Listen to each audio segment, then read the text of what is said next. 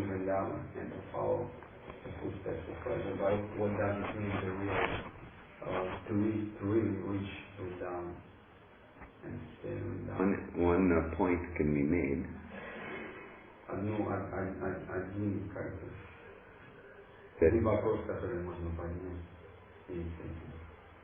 Without chanting the pure name,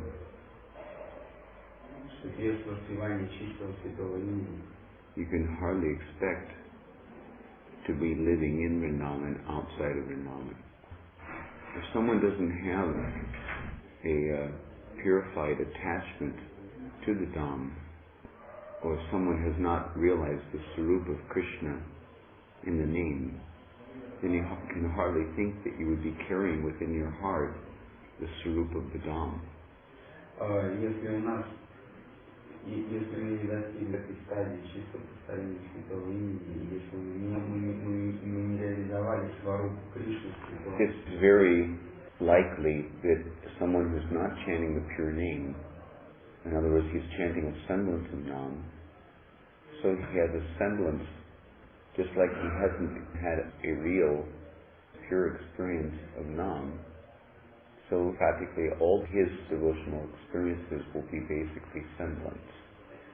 Точно так же, как человек, который повторяет Наму Бас, который не успевает чистое святое имя, как он воспринимает святую Дхамму и то, как он может о ней так или и в общем говоря, любой наш опыт сознания Кришны на стадии воспевания Наму Баса. Even if the devotees come to the Dham, даже если преданный приезжает к Дхамму, but if he's not chanting any more than the semblance of Nam, но если этому не повторяет более чем Наму Бас, then you could hardly think that his experience of the Dham is more than a semblance of the genuine experience of the Holy Dham.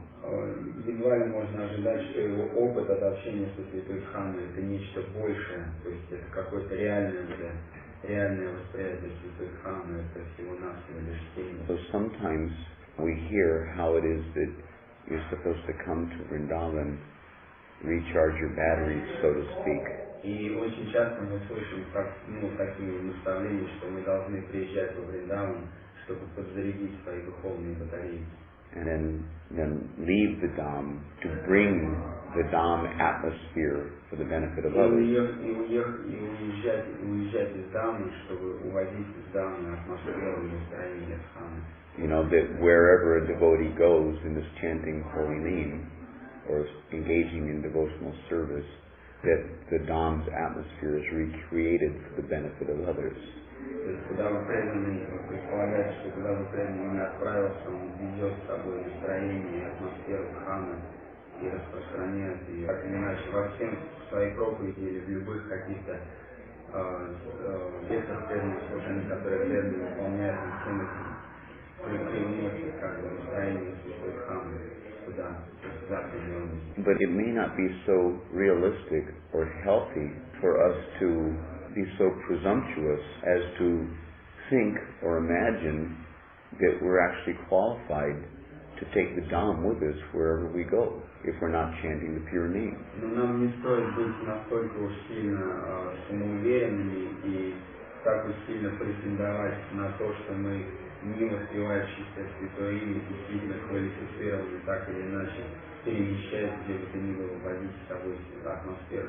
So it's not enough to just give lip service to the idea of manifesting Vrindavan or carrying the Dham with you in your heart when you're not on the level of actually being able to do that. Недостаточно просто заниматься служением губами, повторяя слова, как бы теоретически относительно чего-то, как бы что. Namaparatis and those who are chanting Namavas are Vaishnavavas. They're not real Vaishnavas. They're not pure devotees. Те, кто повторяют Намавас, что же говорить о тех, кто повторяет Намапаратху, это нечистые. That includes those who are on the clearing stage of chanting. И туда же под эту категорию так или иначе попадают те, кто повторяют. Until a devotee has come to the platform of chanting Shuddhanam, then he may be a Vaishnava in the making. He may be Vaishnava-like. Да, безусловно, они преданные, повторяют святое имя, они То есть они так или иначе похожи на вайшнавов, прилагая усилия на протестирование. But it would be quite a false egoism on his part for him to claim to be a Vaishnava. Да, но велика вероятность того, что там еще внутри остается определенная ложная гордость, ложный эгоизм в отношении. It's better to humbly admit that I'm not a Vaishnava, that I've yet to come to the position of chanting the pure name, I've yet come to the position of being a genuine pure devotee. It would be more realistic for me to admit that I'm not capable of carrying the Dham with me wherever I go. И такому преданному лучше всего занять очень скромное, смиренное познание того, что я на самом деле еще не являюсь, так или иначе, быть носителем, так скажем, дарителем Святой Дхаммы людям за пределами Святой Дхаммы. There's a verse, Vishaya Chadiya, Shuddha Haviman, Kabi Havihero, Shri Vrindavan. Есть такой вот стих. As long as one is still attached to material sense gratification, then there's hardly a chance for him to actually see the real Sarup of the Dham. До тех пор, пока человек погружен в наслаждение чувств, у него остается привязанность к этому наслаждению чувств. Едва ли мы можем ожидать, что он получит даршан истинного Сваруpa Дхаммы. This principle is applicable while residing in the Dham, so what to speak of if you're not in the Dham? И этот принцип приложим даже к непосредственному тем, кто непосредственно находится в Святой Дхамме, живя там. То есть, если человек по-прежнему попадается в категорию этого стиха, следует считать, то есть, что он даже живя в Святой Дхамме, не в состоянии получить даршан Дхаммы, что же говорить о тех, кто находится за пределами Дхаммы. If we don't have the adhikar or the eligibility to have a direct experience, a pure experience of the Dham, in other words, if we're not eligible to experience any more than a semblance of the genuine Dham experience while residing in the Dham, which is so powerful and so influential, then how can we expect to access a genuine experience of the Dham when we're ineligible living elsewhere in the world? Находясь в Святой Дхамме, мы не можем получить реального опыта от общения с Святой Дхаммой. Это лишь какая-то тень, то есть какое-то подобие того опыта духовного, истинного духовного опыта, который мы могли бы получить от Святой Дхаммы, если бы находились в своем чистом духовном состоянии. То есть насколько же дерзко нам ожидать, что Дхамма, чье влияние здесь, когда мы не находимся, настолько могущественное и настолько сильное, что даже здесь мы не получаем должного опыта, так что же мы ждем, насколько дерзко с нашей стороны ждать, что мы получим какой-то серьезный опыт, опять за пределами Дхаммы. So, sometimes it is advocated that one should first become pure and then think to come to the Dham, to reside. И в основном, то есть проповедуется, что мы должны сначала очиститься, а потом, очистившись, уже приехать в Святую Дхамму и то есть, жить там. And to be real, there is considerable credence to that idea. По правде говоря, есть определенный смысл и определенная правда вот в этих такой позиции. But there's some things along those lines to consider. Но помимо этого, то есть наряду с этими утверждениями есть еще кое-что, что необходимо рассмотреть. First of all, there's pure, more pure, and most pure. Прежде всего мы должны знать, что существует. In other words, as the Prophet has mentioned, that it's possible for a neophyte, Kanishta Adhikari, to also be a pure devotee in the sense that he's on the threshold of pure devotional surrender. И подобно, то есть вот как бы эта идея чистого, то, что чистейшего, пять словами Шрила Прабхупады, когда он говорит, что даже неофит, конечно, Адхикари, если он искренне встает на путь. Because he's on the clearing stage, it means that he has the intention to advance in Krishna consciousness. Очистительная стадия подразумевает, что у него только появляется для того, чтобы продвигаться сознанием Кришны. He may not be on the platform of chanting the pure name, Он еще может отнюдь не находиться на платформе воспевания Шри. but his intention is to progress to that position of chanting the pure name. Но его стремление, оно направлено туда, к прогрессу, который...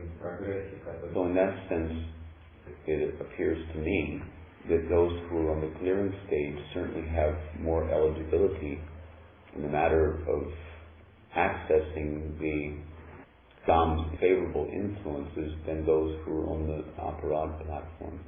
И я уверен в том, что те, кто находится на чтительной стадии, Just like Srila Prabhupada has mentioned, that if one comes to the Dham and engages in sinful activities such as illicit sex in the Dham, one should immediately leave the Dham than to continue to commit grievous offenses at the feet of the Lord. и Шрила Прабхупада, например, приводит, дает такой пример и говорит, что если человек живет в Патискане и занимается духовной деятельностью, более не совершать этих не совершать ужасных оскорблений, стоп Господа, находясь в него. But even that understanding, Haribol, we're having a discussion. This is one for Boo, who I met on the road, and he would like to have your association here. What's your name?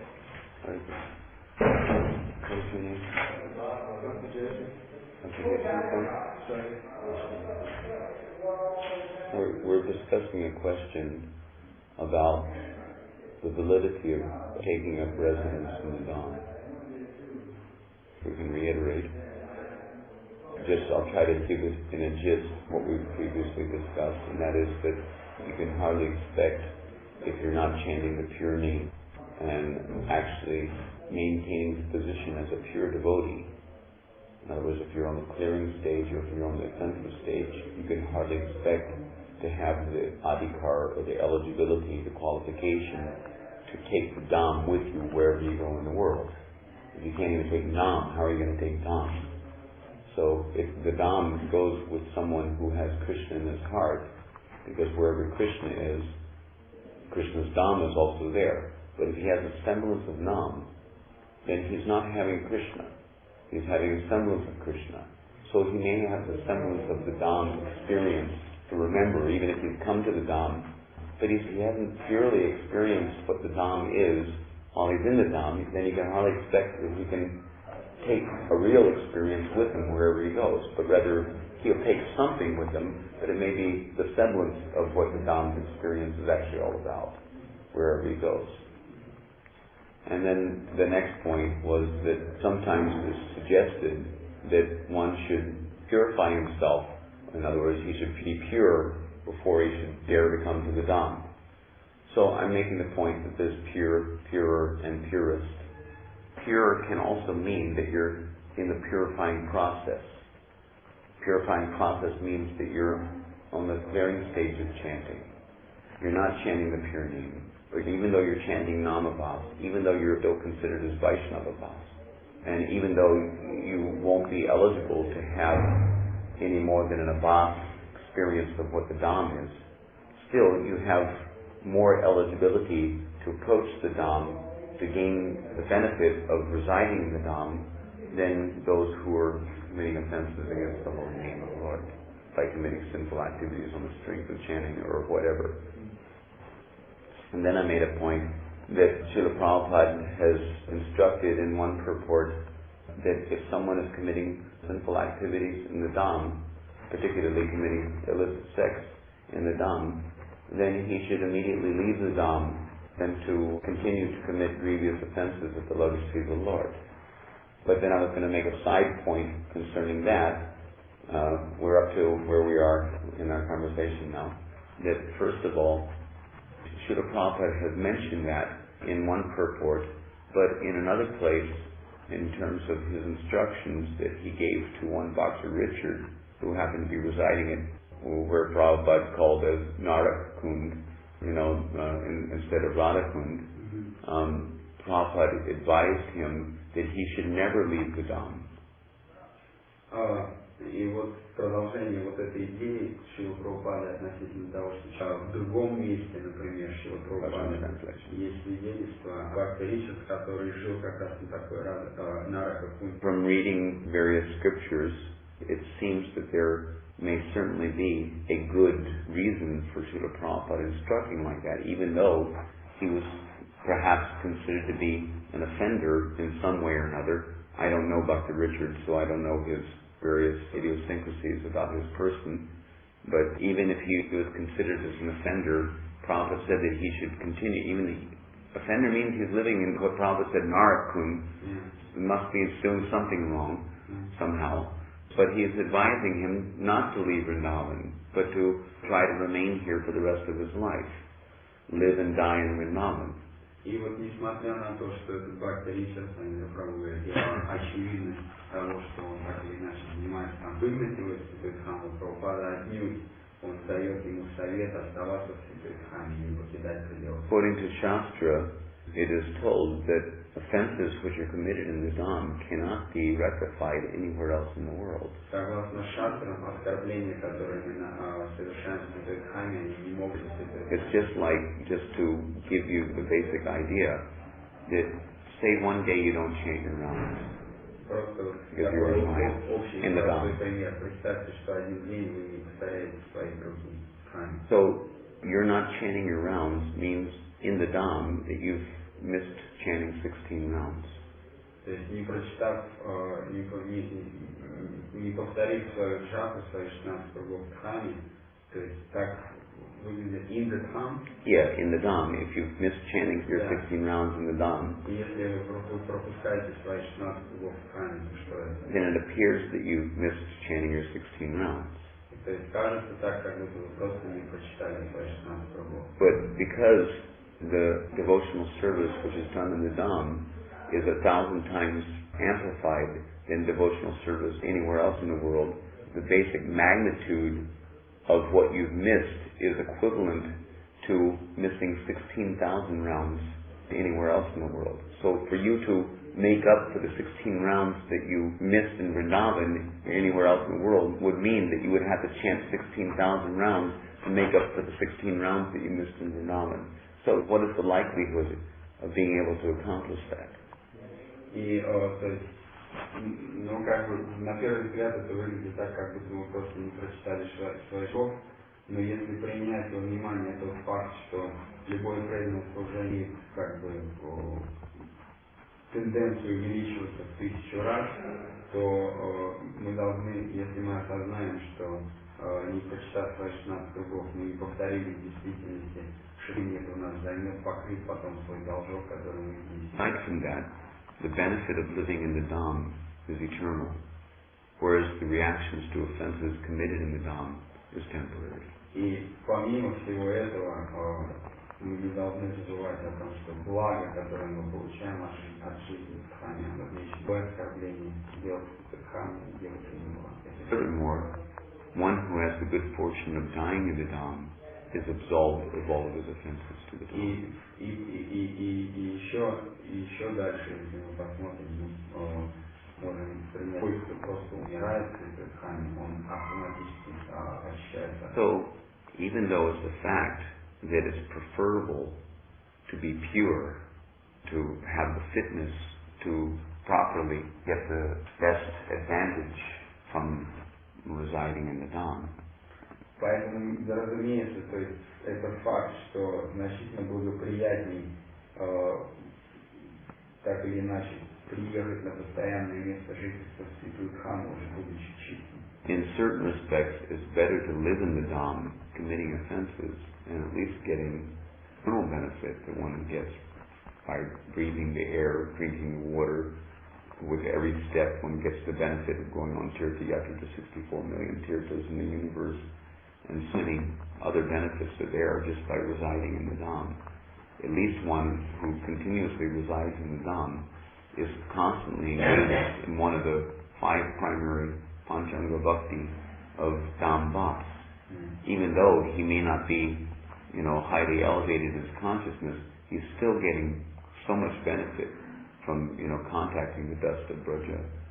Но в определенном смысле мы не должны забывать, что просто пребывая в Святой Храме, мы получаем столько блага, сколько пребывая в Святой Храме, мы можем есть пищу в Святой Храме, питьевать душа в Святой Храме, он приравнивается к посещению 64 миллионов. То есть просто пребывая в Святой Храме, мы автоматически, даже если мы являемся неопитанными, мы как минимум совершаем одну из главных панчан, питьян, преданного служения Храм-Вас.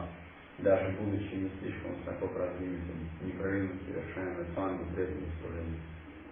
Anyway, aside from this point, the fact of the matter is that if one is on the clearing stage, and he does reside in Vrindavan on the clearing stage of chanting, in other words, if he's endeavoring to avoid committing offenses and trying to purify himself from anarthas, material contamination, etc., because the practices of devotional service yield 1,000 times the result in the Dham than anywhere else in the world, it only makes good sense that one should take up residence in the Dham and seriously endeavor to clear away the anarthas, etc., with the aim of coming to the pure platform and get 1,000 times the benefit of his Namabhas. What is the effect of Namabhas? It is liberation from material contamination, which is keeping you from having the eyes, so to speak, to see the real form of the Dham. So it's only sensible for an intelligent devotee to see the advantage of residing in the Dham, especially if his intention is to tread the path of pure devotional service. А вот теперь давайте подумаем, что же, как бы мы уже разобрали, то есть перспективу жизни во Вриндаване для оскорбителей, но теперь давайте подумаем как бы об этой перспективе, если на деле, то есть искренние преданные, которые стремятся посещаться, по-настоящему прогрессировать в духовной жизни. Даже если мы находимся на степени стадии, это жизнь во Вриндаване, она входит в прогресс настолько, что любой мы будем получать тысячекратный эффект от любого нашего намабхаса во Вриндаване, и очищение оно будет идти. Любой разумный, преданный, он найдет для себя, он найдет так или иначе смысл и осознает важность общения со Святой Дхаммой через мы очищаемся от анархии, материального осквернения.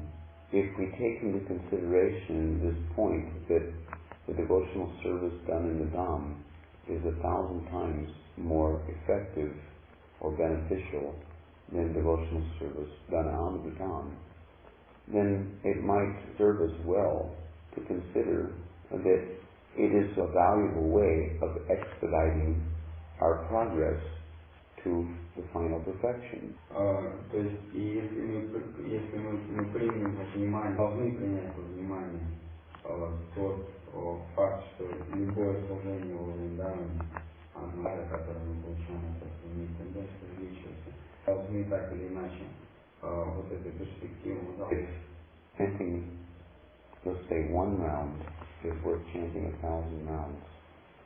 Если мы ставим 1 круг, мы ставим 1000 кругов. In other words, if you live and perform devotional service 16 rounds a day in the Dham for 1 year, if you add it all up, then 1 year's living in the Dham, even if it's at the stage of practice, even if it's on the platform of Vaidhi Bhakti. We were talking about Seva Sadhaka Rupena, Siddha Rupena Chatrahi, Brajalokana Sarataha, following the footsteps of the Braja by living physically in Vrindavan. Rupa Goswami, because this was the beginning of the question, that Rupa Goswami advises, but we hear such and such. But I'm saying that forget about Rag Bhakti at this point. Especially for neophytes, you can hardly expect to be sufficiently evolved in your devotional attraction and attachment to have the sufficient lobha to merit embarking on the path of Rag Bhakti. But even we consider Vaidhi Bhakti and the benefits of engaging in the Vaidhi Bhakti programming, if you take it all together, then you're chanting 16 rounds a day for 1 year in Vrindavan is equivalent to chanting 16 rounds a day for 12 lifetimes anywhere else in the world. И вот теперь давайте посмотрим, что получается, если мы живем во Вриндаване в течение года, и повторяем 16 кругов. Даже находясь на платформе Вайди Бхакти, мы не говорим сейчас о Рага Мара, которого Рупа Госвами описывает в этом стихе, мы говорим даже, это приложимо даже к неофитам, у которых еще должная логка в сердце не пробудилась, которая позволит им практиковать бхакти на платформе Рага Марга, следует по стопам вечных спутников Кришны. Даже на платформе Вайди Бхакти, если преданный живет и выполняет цикл Вайди Садхана, который он совершает назад, или выполняет в течение года во Вриндаване свои 16 кругов Харинама Джапа во Вриндаване, можно сказать, что он повторяет столько же. То есть результат и эффект от этой практики одного года во Вриндаване будет эквивалентен. What is the purpose of Vaidhi Bhakti? В чем цель Вайди Бхакти? Vaidhi Bhakti is there for the purpose of forcibly redirecting your misdirected rod toward material gratifications or material sense objects to Krishna conscious sense objects, so that your egoism becomes purified by seeing yourself as relative to the absolute instead of seeing yourself as relative to the relative world of Maya. Цель Вайди Бхакти заключается в том, чтобы насильственным образом переключить чувств с объектов материального наслаждения в сторону объектов, связанных с сознанием Кришны. Иными словами, процесс Вайди Бхакти позволяет изменить свой эгоизм, свое самоотождествление в сторону, то есть почувствовать себя родственным к абсолютной истине, а не родственным каким-то объектам чувств. Цель Вайди Бхакти. So at least logistically speaking, we should think in terms of the vast benefit that one can get, that your egoism should become purified by that, if you're at least on the clearing stage. И мы можем посмотреть, что насколько этот процесс будет более могущественным, если хотя бы в течение года мы будем. Разумеется, мы должны быть, по крайней мере, стараться быть, по крайней мере, на очистительной стадии. Then the discussion of how the Dhamma's influence helps to create, for a sincere, everything depends on sincerity anyway. И в любом случае, это зависит от искренности. If you're sincere, or at least relatively sincere, then the Dhamma's influence can very easily create that attraction toward Braja Leela, towards the beauty of Vrindavan, towards the selfless quality of devotion of the Brajvasis, etc. The Dhamma's influence has its power, which is undeniable. И это время может куда большее благо принести нам, чем 12 жизней за пределами, потому что для искреннего человека все зависит, все упирается в искренность. То есть для искреннего преданного, или по крайней мере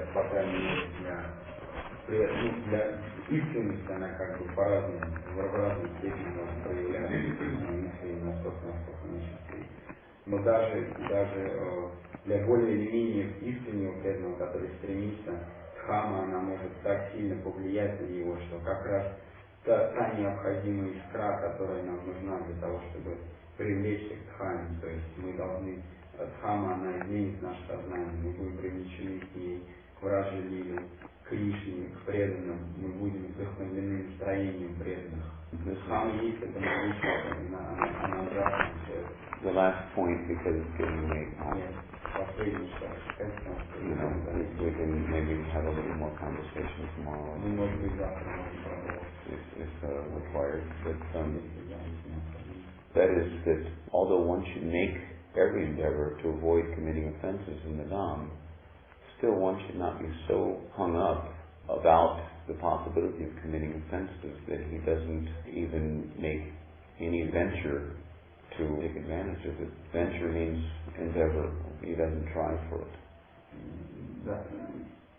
One should not be so hung up about the possibility of committing offenses that he's so apprehensive that he doesn't even try for living in the Dham. Человеку не стоит, слишком уж истошно переживать относительно каких-то оскорблений, которые могут совершить в Дхамме, если у него даже нет. Even though it's said that in Vrindavan that you get 1,000 times the reaction to your offenses, that's also good for you, that you have that axe over your neck to keep you on your toes, so to speak. платят тоже так. It's another type of mercy, yeah. То есть даже тот факт того, что любое оскорбление приносит тысячекратные реакции, любое оскорбление приносит тысячекратные реакции, в определенном смысле это такой специфическая форма милости, когда нож, большой нож мачете зависает над нашей головой, и мы должны прилагать усилия для того, чтобы оставаться на голове. That can act as a kiss to get your act together. И это может послужить так или иначе определенным. Kind of like forces you to make advancement. И это будет подталкивать как-то нас, будет заставлять нас совершать продвижение. And even if we find that because after all, we're walking, talking offenses personified.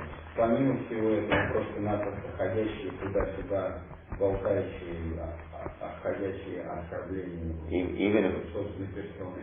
Even if we find ourselves falling from the standard or whatever and committing various offenses against the residents of the Dham or in our own lame condition of Krishna consciousness, we can always resort to Mayapur Dham for the purpose of becoming freed from the offenses committed in Vrindavan, because there's no difference between Mayapur and Vrindavan, but Mayapur is very lenient in that the Dham doesn't consider offenses, at least not in the same way that offenses are considered in Vrindavan.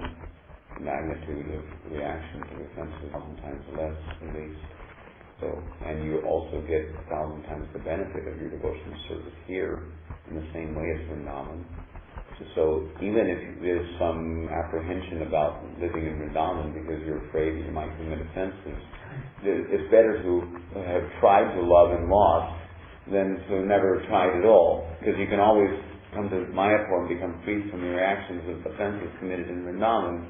But even if you're still so apprehensive that you're not going to try for it living in Vrindavan, then by all means live in Mayapur and get the benefit of chanting 16,000 rounds for every 16 rounds that you chant on a daily basis, going into your transcendental bank account, which is increasing your sukriti, this krita punya, which was the cause of the cowherd boys being able to attain the association of Krishna and Krishna's Bhoma Leelas. So the easiest way, the lazy intelligent way of accumulating the punya, even if you're thinking in terms of your own benefit,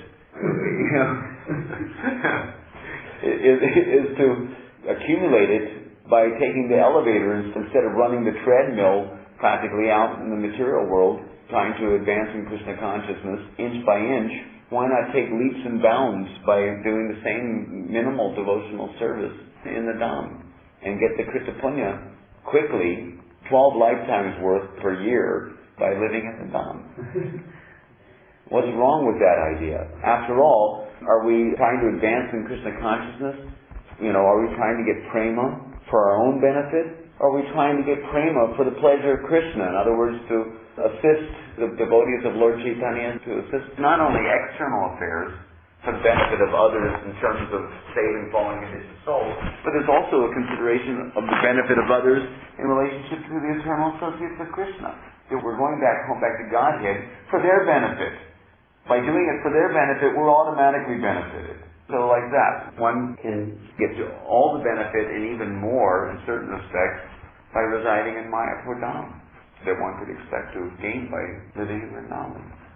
So by all means, in Kali Yuga especially, it's most recommended to resort to Mayapur Dham. И если уж мы настолько сильно, так или иначе, привязаны к идее у нас всегда есть возможность приехать сюда, в Майпур, который не принимает никаких оскорблений, совершенные перед этим оскорблением.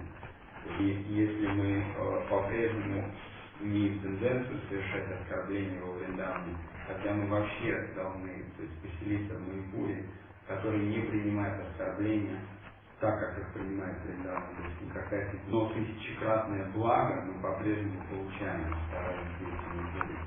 И то есть разумный человек, он может принять эту идею, то есть, что, скажем, по-русски дословно переводя, процесс, так сказать, ленивого интеллекта просто поселившись в Святой Дхаме, мы каждый год совершаем прогресс, который мы видим. Здесь мы можем совершать этот прогресс. И даже если кто-то обвинит нас в том, что мы делаем это для своего собственного, разве мы вообще изначально стремимся к стремлению для себя? Наше стремление к духовному прогрессу должно быть направлено вот на это, и будет эгоистичным или что-то еще. То есть мы проповедуем для людей этого мира, но и духовный прогресс совершать же не для себя, но для них. Это не эгоистичное желание. So both internally speaking, in terms of living for the benefit of others, meaning living for the benefit of Krishna's eternal associates by assisting them in their leelas, practicing that principle in Raganuga Bhakti, and also by expressing that externally, expressing the desire to satisfy the associates of Krishna, namely Radharani and Sakhis and Gopis and cowherd boys, etc., by assisting Gauranga in his external mission to save fallen conditioned souls. Both of these can be 1,000-fold effective when performed in the Dham. И рассматривая как внутренний аспект жизни в Дхаме для блага других, как важен, пытаемся следовать по жизни Кали-юги, мы должны... It's not that there's no such thing as living for the benefit of others in the Dham. Поэтому не верю, что жить в Святой Дхаме не на благо других.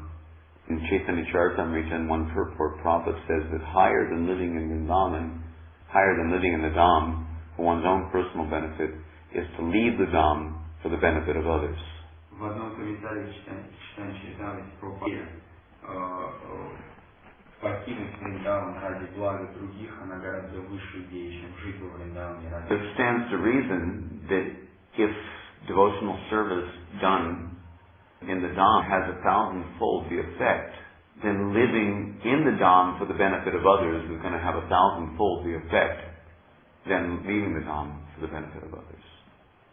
Но принимая во внимание факт, что любая деятельность во Вриндаване приносит тысячекратное благо, мы должны понимать, что жизнь во Вриндаване ради блага других, эта идея жизни во Вриндаване ради блага других, она выше жизни за пределами Вриндавана. So by all means, practically from every angle of vision, it's most advantageous to live in Mayapur Dham and also Vrindavan. Поэтому выше, как бы, с любой точки зрения, это в высшей степени ясно жить в Майпур-Дхаме. Я вот не перевел с предыдущего, в Майпуре, то есть в высшей степени благоприятно жить в Майпуре. Даже во Вриндаване тоже мы можем жить там. Prabodhananda Saraswati Thakur, in one sloka in one of his books, he says that if your guru instructs you not to live in Navadvip, then he is not your guru.